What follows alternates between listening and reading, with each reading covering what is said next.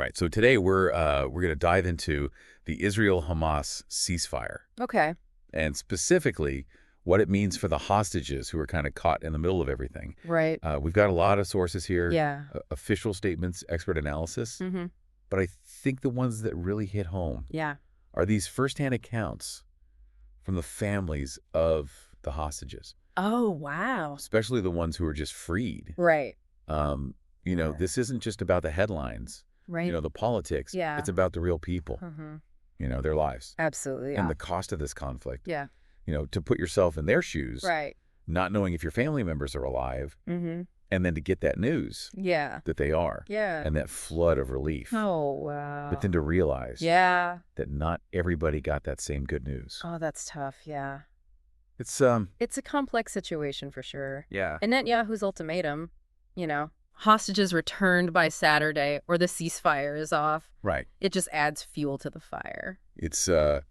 It feels like a huge gamble. Yeah. What do you think are the potential consequences Right. of this demand? Not just for the hostages themselves, Right. but for any hope of lasting peace. Yeah. I mean, it could be a strong tactic in some ways. Okay. It puts a lot of pressure on Hamas. Right. It shows that Israel's serious about protecting their people. Yeah. But the other side of that is pretty scary. Right. If Hamas doesn't comply Right. or can't comply by Saturday, Yeah. this whole ceasefire falls apart. Right back to square one. And we're back to violence, Yeah. potentially worse than before. Yeah, it makes you think, Right. is this a real step toward peace? Yeah. Or just like setting a timer Yeah. on the next explosion? It's hard to tell. It's not just the deadline hanging over everyone's heads. No. It's, What else? our sources mention that male hostages were treated much worse Oh, than female hostages. What could be driving that difference? that's a tough one. Yeah. But, I mean, it's really revealing, isn't it? Yeah. Makes you question Hamas's structure, Right. their decision-making process. Yeah. Are these orders from the top? Right. Or are individual captors, kind of doing their own thing? Wow. I mean, strategically, Yeah. maybe they're trying to get different information from the men, Okay. but it could also just be Yeah. deeply ingrained societal bias. Within Hamas? Yeah, within Hamas. Wow. Unfortunately, we've seen this before Yeah. in other hostage situations. Around the world. Gender dynamics Right. playing a disturbing role. It's kind of horrifying. It is. But thinking practically, Yeah. how does this unequal treatment impact negotiations? Right. The hostages' future? Good question. We're talking about people's lives, Yeah, absolutely. not pieces on a chessboard. No, these are real people. Yeah. And the stories from their families. Their words. Yeah. Heartbreaking. Absolutely heartbreaking. That initial joy Yes. of seeing them again.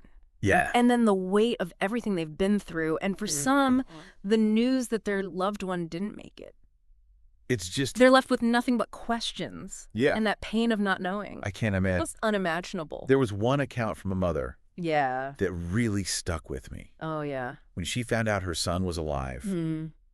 she just collapsed, Oh, wow. screaming on the floor. Yeah. I mean, that raw emotion, It's powerful. it's just hard to comprehend. It is. And then you think about the long road ahead Right. to recovery Yeah. for the hostages and their families. It's long road. The scars run deep, They do. physical and emotional. Absolutely. And then the psychological effects of captivity, Yeah, that has to be profound, it is. long lasting. Oh, yeah. We're talking potential PTSD. Right. Anxiety survivors' guilt. And on top of all that, Yeah. the uncertainty for the remaining hostages, Right. not knowing Yeah. if your loved one is alive or not. That's a heavy burden to carry. It's a whole other layer of trauma. For sure. In the midst of all of this, we have Israel pulling back from that key road in Gaza, Okay. part of the ceasefire agreement. Right. It seems like a step in the right direction. Yeah. But is it a genuine commitment to peace? That's the question, isn't it? Or just a calculated move?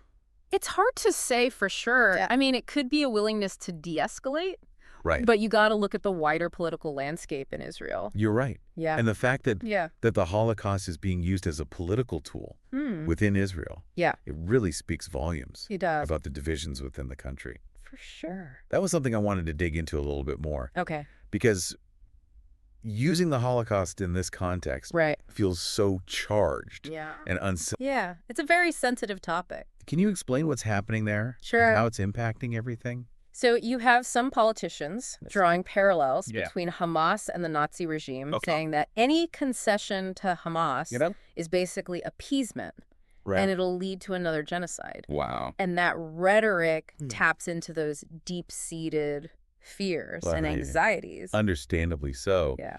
But Right. there are others in Israel Mhm. who see this as manipulation, Mhm. a way to silence criticism Yeah. and deflect from current policy failures. That's the other side of it. Yeah. It's really dividing people. Absolutely. So where does that leave us? Well. We've got a shaky ceasefire Mhm. with a deadline. Right. We've got this unequal treatment of hostages Yeah. and a political landscape in Israel that's fractured. It's a tough situation. It feels like we're balancing on a knife's edge. It is a precarious situation. No doubt about it. What can we do? It's easy to get caught up in the politics, the strategy, the back and forth. All the noise. But we can't forget Yeah. that this is about human lives. You're absolutely right. As we go forward, Yeah. the big question is, Yeah. what can we do to get the remaining hostages back safely Right. and break this cycle of violence? It feels impossible, It's a huge challenge. but we have to try. We do. We have to. We have to face it head on. Yeah.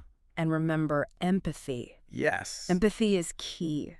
That's a powerful message. Yeah. And for our listener, Mm-hmm. please don't turn away from this. Yeah. Keep learning. Keep seeking out those accounts, those Yeah. firsthand experiences. Understand everyone's perspective. It's crucial. This demands our attention, Yeah. our empathy, Absolutely. and our willingness Yes. to face this complexity. It's not easy, but it's important. It's so important. Yeah.